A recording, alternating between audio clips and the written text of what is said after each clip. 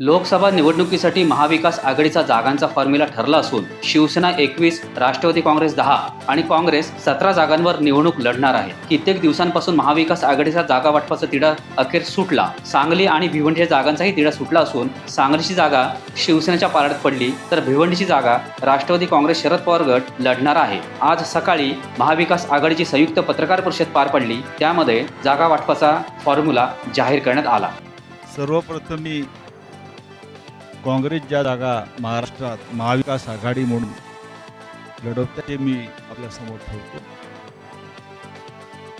नंदुरबार या काँग्रेसच्या जागा मी नंदुरबार,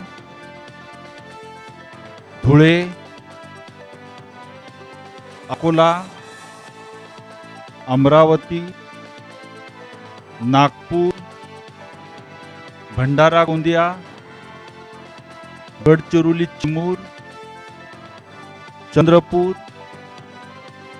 नांदेड, जालना, मुंबई नॉर्थ सेंट्रल, उत्तर मध्य, जिथे अनेक वर्षपर्यंत निवडणुका लढत आहेत तो म्हणजे तुमच्या माहितीचा सुनील दत्त होते. पुणे, लातूर, सोलापूर, कोल्हापूर, रामटेक आणि नॉर्थ मुंबई, उत्तर मुंबई ह्या 17 जागांवर काँग्रेस लढेल. आता राष्ट्रवादी काँग्रेसची यादी साधारण अशी आहे.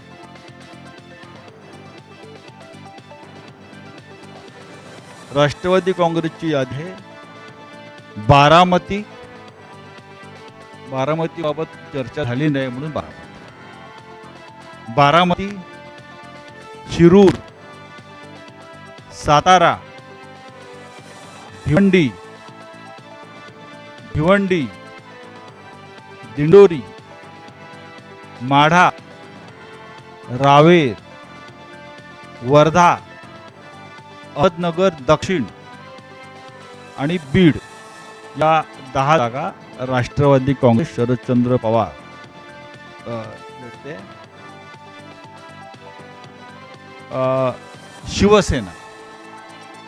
शिवसेनेच्या जागा अशा आहेत साधारण जळगाव, परभणी, नाशिक, पालघर, कल्याण, ठाणे, रायगड, मावळ, धाराशिव, रत्नागिरी, बुलढाणा, हातकणंगले, संभाजीनगर, शिर्डी,